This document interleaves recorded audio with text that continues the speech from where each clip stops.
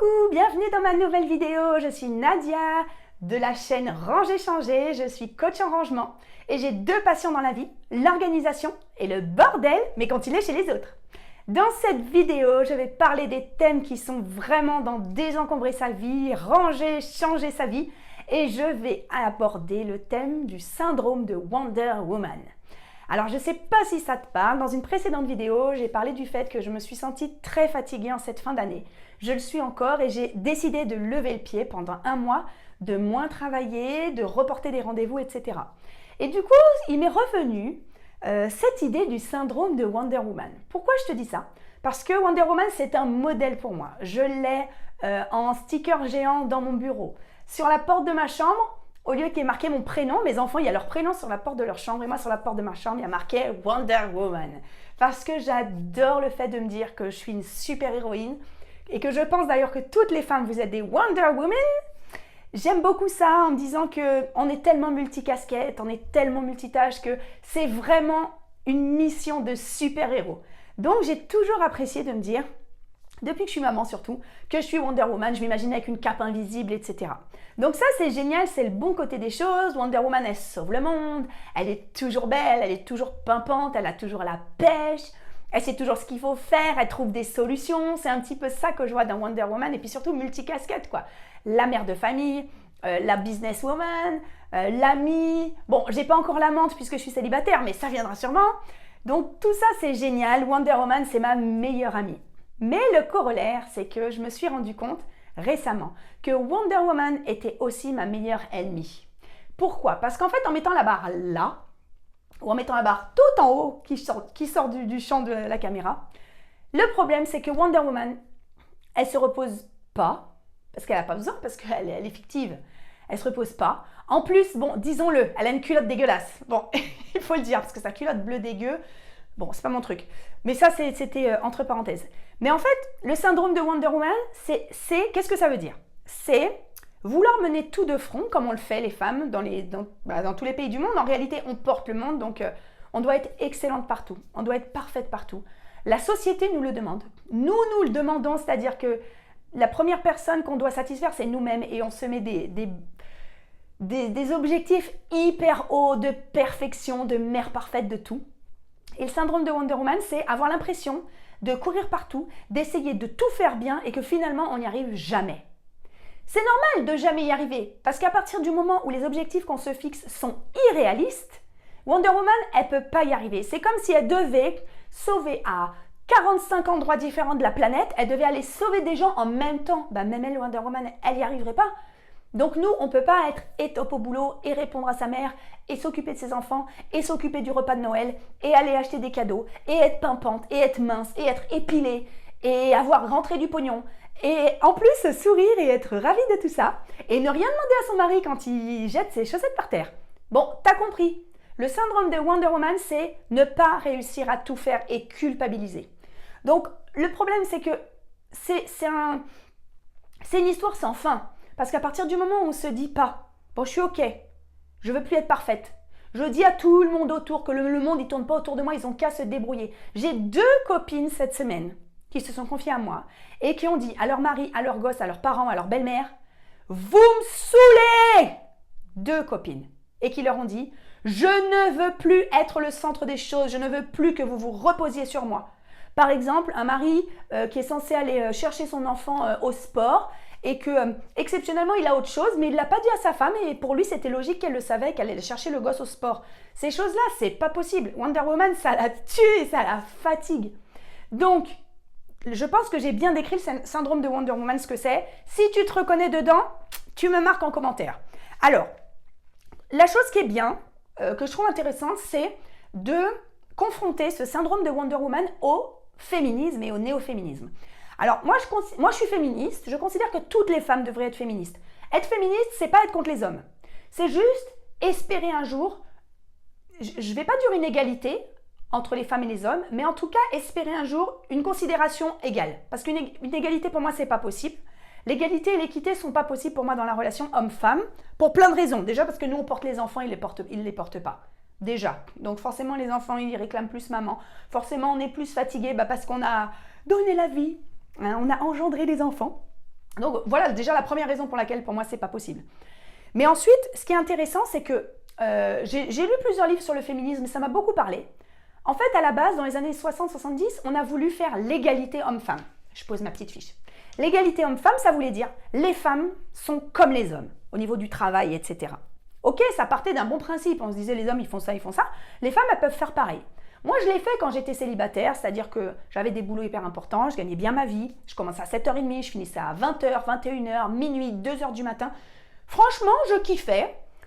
C'était sympa, on se commandait des sushis avec les collègues le soir, on sortait après des fois, on allait boire des verres, on allait fiester et tout, c'était sympa.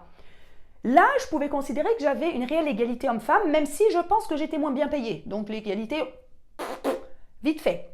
Mais à partir du moment où j'ai eu des enfants, je me suis bien rendu compte que cette égalité sur le papier, que en tout cas les femmes ont réclamé et ont souhaité, et que vraiment je salue toutes les femmes qui ont eu des combats féministes, mais en fait c'était juste pas possible. C'est-à-dire que moi, à partir du moment où j'ai eu des enfants, je ne pouvais plus avoir un boulot de cadre, de diriger une équipe, de commencer à 7h30, d'avoir des réunions de 18h à 21h, ça n'était clairement plus possible. Alors que les hommes, eux, en étaient encore capables puisque tous les hommes le faisaient. Quasiment tous, à part un par exemple dans mon équipe, qui avait vraiment une équité avec sa femme et que lui venait le matin à 6h45 pour partir à 17h30 pour aller chercher ses petits à la crèche, à l'école, etc. Mais je me suis rendu compte que c'était plus possible. Et ça m'a créé beaucoup de stress. Ça, c'est rentré dans mon histoire du syndrome de Wonder Woman. Et j'ai encore des amis qui sont là-dedans. C'est-à-dire qu'elles veulent faire comme les hommes. Elles veulent avoir une carrière comme les hommes. Et je le comprends. Mon discours va peut-être choquer beaucoup de femmes. Mais je pense que c'est pas possible, en fait. Ça n'est pas possible. Sauf à pas voir ses gamins, sauf à culpabiliser en permanence de ne pas s'occuper de ses gamins, etc. Donc, il faudrait quand même repenser l'égalité tout d'abord dans le couple, avant même dans le monde du travail. Parce que je connais beaucoup d'hommes, et moi j'en ai souffert aussi, qui disent « Ah ben moi oui, c'est bien, les femmes c'est génial, etc. » Mais que dans leur couple, ils savent même pas faire les tâches ménagères et ils savent même pas dire « Bah écoute, 3 fois par semaine, c'est toi qui vas au yoga, pendant 3 fois par semaine, je vais au basket. » Donc déjà, l'égalité c'est dans le couple. Et je trouve que ça appuie énormément ce syndrome de Wonder Woman. C'est-à-dire qu'on n'y arrivera pas à tout faire. On n'arrivera pas à avoir une super carrière, des enfants dont on s'occupe, une maison dont on s'occupe, s'occuper de soi la première, faire du sport, voir ses copines, etc. Tout faire au top, c'est pas possible. Donc il va falloir se dire, où est-ce que je suis d'accord de lâcher un petit peu? Et on lâchera pas tout au même endroit. Certaines vont dire, moi j'ai une super carrière, j'ai été avocate, j'ai fait des études, je suis médecin, etc. Je ne veux pas renoncer à ça. Génial. Par contre, elles peuvent se dire, moi je prends une nounou et je suis ok de rentrer le soir à 20h ou 21h et pas voir mes enfants. Ok, il faut juste savoir où on peut mettre le curseur. Mais j'ai dans mon entourage beaucoup d'amis, j'en ai 3, donc j'ai 42 ans, qui essayent et qui ont essayé depuis 10 ans de faire tout au top. Je peux vous dire que les 3, elles ont fait un burn-out. Et les 3, elles sont dans une situation psychologique qui est pour moi, j'allais dire catastrophique, je le dis, catastrophique. C'est-à-dire que tu profites de rien en fait. Ta maison c'est un bordel, tes enfants tu les vois jamais, ton boulot ça va pas parce que de toute façon, dès que tu as un gosse qui est malade, dès qu'il y a un truc, c'est une catastrophe. Quand tu as un boulot de dirigeante et que la classe de ton enfant est fermée pour Covid et que pendant 3 semaines tu ne peux pas y aller parce que toi aussi tu l'as attrapé, etc. Ce sont des proportions qui sont démesurées. Je suis d'accord que ça ne devrait pas être normal. Moi je suis ok que ça ne devrait pas être normal. Mais j'ai cessé de mettre de la colère dans ça ne devrait pas. Et je mets aujourd'hui de l'énergie dans comment améliorer les choses, comment aider les femmes à s'organiser et comment améliorer ma propre vie pour que ça rentre dans tout ça et que je ne subisse plus ce syndrome de Wonder Woman. J'espère que c'est clair et que dis-moi un peu en commentaire ce que tu en penses. Je sais que ça va en choquer certaines qui vont me dire non, moi je trouve que c'est 50-50, il faut ceci, il faut cela. Je suis très ouverte à cette discussion et c'est un sujet qui me passionne depuis quelques années. D'autres réflexions que je m'étais faites pendant longtemps, par exemple avant j'étais comédienne, je faisais du one-woman show et je m'étais rendu compte que toutes les filles qui avaient quelques années de plus que moi d'expérience et qui avaient réussi à percer, il faut à peu près au moins 10 ans d'expérience pour commencer à vivre un peu de son métier, elles étaient toutes sans enfants. Et je me disais, c'est pas possible. Toutes les copines qui tombaient enceintes, pof, elles arrêtaient. Je me disais, mais non, mais c'est pas normal. Leur mec, il peut s'occuper du bébé, machin. Bon, bilan, quand j'ai été enceinte, j'ai arrêté. Voilà. Pourquoi ? Parce que j'avais des nausées, donc il m'est arrivé une fois sur scène d'avoir envie de... Et je me suis dit, non, c'est bon, ça m'arrivera plus. C'est hyper difficile quand tu joues sur scène au théâtre. Il faut énormément d'énergie. Et en fait, quand je suis enceinte, moi, c'est la mort, quoi. À 8h du matin, déjà, il n'y a plus personne. Et ensuite, ce qui est super difficile, c'est l'organisation de la maison. C'est-à-dire que quand tu es comédienne, tu vas en tournée, tu pars une semaine, tu pars 2 semaines, tu fais des dates en province, tu dors pas là, etc. Et moi, je me suis retrouvée la maman, mère de famille qui fait tout à la maison, comme tu le sais dans mes précédentes vidéos, avec le burn-out maternel à la clé, n'est-ce pas? Donc maintenant, ça m'arrivera plus ce genre de truc. Donc, j'ai regardé sur Internet pour trouver des solutions. Moi, je t'en ai donné des solutions.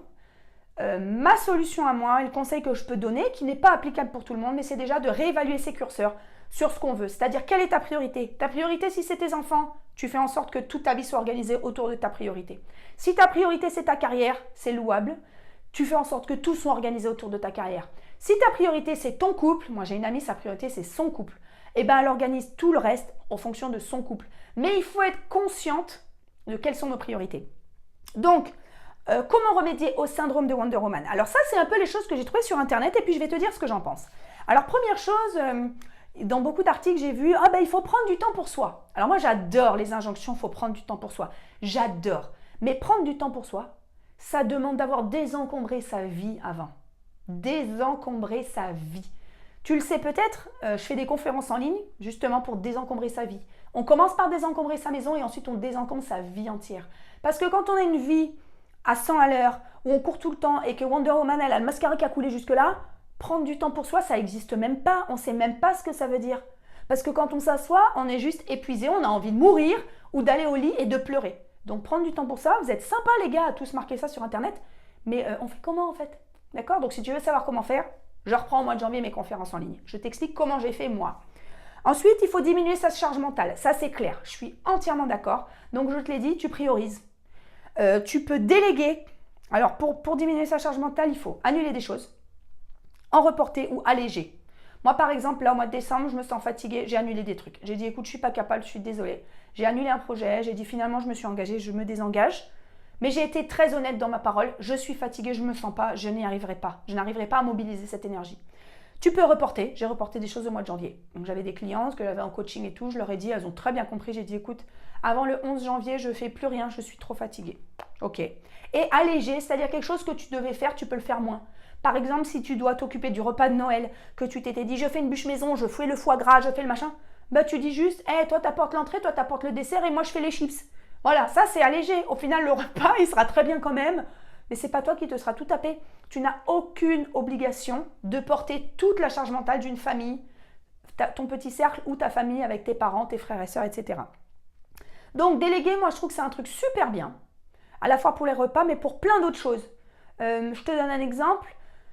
Moi j'ai une amie, une maman de l'école qui est devenue une amie, qui est vachement gentille et qui me propose des fois des services et on a réussi à s'organiser, c'est tout bête, mais sur emmener les enfants au cours d'anglais et les ramener.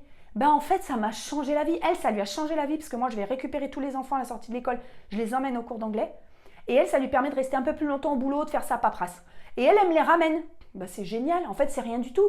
Mais avant j'aurais pas osé, je me débrouille. C'est elle qui m'a proposé de mettre ça en place. Moi avant, Wonder Woman quoi, elle sait tout faire, elle a besoin de personne Wonder Woman. Si, la vraie Wonder Nadia, elle a besoin des autres. Et je suis tellement heureuse de rendre service aux gens que maintenant j'accepte qu'on me rende service. Mais ça aussi, c'est un gros travail. Alors ensuite, comme je le disais, pour remédier au syndrome de Wonder Woman, à mes yeux, il faut désencombrer toute sa vie. Déjà, si ta maison, c'est un bazar monumental, tu ne peux pas te reposer psychiquement, tu ne peux pas être contente de ce que tu fais, tu ne peux pas prendre du temps pour toi.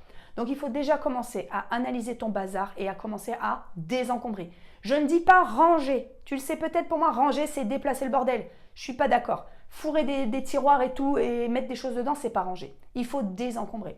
Et au-delà de désencombrer sa maison, il faut désencombrer sa vie. Se poser les questions sur son métier. Se poser les questions sur son planning. Se poser les questions sur ses finances. Se poser les questions sur ses relations sociales. En fait, des fois, on a 40 000 copines et il y en a 39 990 qui ne servent à rien et il n'y en a que 10 qui sont géniales. 10 qui nous renvoient ce qu'on souhaite. 10 qui s'occupent de nous, qu'on peut appeler quand on ne va pas bien, qui peuvent nous rendre des services, à qui on aime en rendre. Si c'est pour en avoir 3 millions et en fait c'est juste pour qu'elle se plaigne au téléphone ou juste pour rien en fait, ça ne sert à rien. Alors c'est peut-être triste parce que moi avant je me disais mais non, mais elle est sympa. Et récemment j'ai refait une petite dose de psy avec une psy, là, quelques séances sur un sujet précis. Et justement elle me disait mais elle est sympa, mais est-ce que c'est suffisant d'avoir quelqu'un dans son entourage juste parce qu'elle est sympa? Est-ce qu'elle t'apporte quelque chose? Et moi, ça a été compliqué de me dire, mais ça veut dire que je dois garder des gens dans mon entourage parce qu'ils m'apportent quelque chose. Mais m'apporter quelque chose, c'est pas forcément donnant-donnant. C'est pas forcément... c'est juste, qu'est-ce qu'il m'apporte? Parfois, ça peut être juste, elle me fait rire. Ça peut être juste, elle m'apporte que ça me fait plaisir de m'occuper d'elle, ou elle m'apporte que ça me fait plaisir de la voir. Ça peut être juste ça, mais il faut se poser les bonnes questions. Et en fait, le principal et le plus dur, c'est d'accepter d'ouvrir les yeux sur son mal-être, d'accepter d'ouvrir les yeux sur le fait qu'on n'en peut plus et que c'est pas grave. Parce qu'en fait, toutes les nanas, on est sous l'eau. Toutes les femmes, on a de la difficulté à gérer un petit peu tout. Et c'est ok, il faut juste... Aujourd'hui, on parle des burn-out paternels, des burn-out maternels, c'est marrant. Burn-out paternel, ça doit exister, mais je sais pas s'il y a beaucoup d'hommes qui le vivent. Désolée, les gars qui regardent. Mais on ose maintenant dire, j'ai fait un burn-out pour mon boulot, mais même un burn-out au boulot, en réalité, c'est aussi parce que la vie entière est encombrée, parce que s'il n'y a que le boulot qui ne va pas, mais qu'à côté on est soutenu, que les enfants ça roule, que la maison elle est géniale, on a peut-être le recul pour se dire il faut que je change, etc. Mais quand c'est le caca dans toutes les zones de notre vie, c'est difficile. Donc voilà, pour résumer, le syndrome de Wonder Woman, c'est quelque chose qu'on vit vraiment dans beaucoup de pays, peut-être même, je dirais, dans le monde entier. Parce que les femmes, nous portons le monde, il faudrait s'en rendre compte. Et moi, j'aimerais beaucoup... c'est un peu ce que font les néo-féministes, là, la féminisme de 4e vague, qu'on se pose la question sur la société complète, c'est-à-dire, je prends l'exemple pour le travail, par exemple, c'est très intéressant. Avant, on disait l'équité, ce serait que les femmes elles fassent la même chose que les hommes. Mais en fait, aujourd'hui, on est en train de se dire il faudrait que les hommes ils diminuent pour être au niveau des femmes. Par exemple, si les hommes, comme en Espagne, congé maternité, quand tu as un bébé, tu as 6 mois de congé. Et le papa, il a 6 mois aussi. Ça veut dire quoi? Ça veut dire que tout simplement, quand on accède à un poste, quelqu'un ne va pas dire « Tiens, celle-là, elle a 35 ans, elle est mariée, elle n'a pas de gosse, elle va me claquer les 2 gosses dans les 5 ans. » Parce que moi, je l'ai entendu plein de fois dans le monde du travail. Et donc, ils vont embaucher un homme à la place. Dans un pays où le congé parental, en tout cas le congé maternité, ou je ne sais pas comment ils l'appellent, quand il est le même pour un homme et une femme, il y a de l'équité pour moi, ne serait-ce qu'à l'embauche. Donc, c'est ce genre de questions qu'il faudrait se poser. Par exemple, interdire les réunions après 17h tous les soirs en France. Je ne sais pas si c'est possible. Ça voudrait dire que tous les hommes, toutes les femmes, ils pourraient potentiellement quitter à 17h. D'autres choses sur les congés enfants malades, par exemple, moi, c'est toujours été moi qui m'occupe des enfants quand ils sont malades. Dans le monde du travail, je connais plein d'endroits où les femmes, elles sont critiquées parce qu'ils disent « t'as un mari, pourquoi c'est toujours toi qui t'arrêtes, etc. » Faire des obligations sur la garde des enfants quand ils sont malades, ou alors rémunérer à plein temps les femmes et donner 20 jours de congés enfants malades pour tout le monde, ce qui n'est pas le cas du tout, puisque ça dépend des conventions collectives. Voilà, c'est le genre de choses où je trouve qu'on est quand même très en retard et que les femmes doivent toujours prendre sur elles et du coup elles gagnent moins parce qu'elles prennent des congés sans solde. Moi, ça a été mon cas, prendre du congé sans solde, prendre des CP, des congés payés alors que les enfants étaient malades, etc. Pour moi, elle est là l'injustice et elle est là la charge, l'énorme charge mentale. Donc bon, je ne vais pas refaire la société. J'espère que ce sujet t'a parlé. Il est un petit peu loin du rangement, du désencombrement. Mais je trouve que sur le chemin de désencombrer sa vie, désencombrer son mental et désencombrer sa vie entière, c'est quelque chose de très important si on veut aller au fond des choses. Dis-moi ce que tu en penses en commentaire. Abonne-toi si ce n'est pas encore fait, clique sur j'aime et je te dis à bientôt. Ciao, ciao!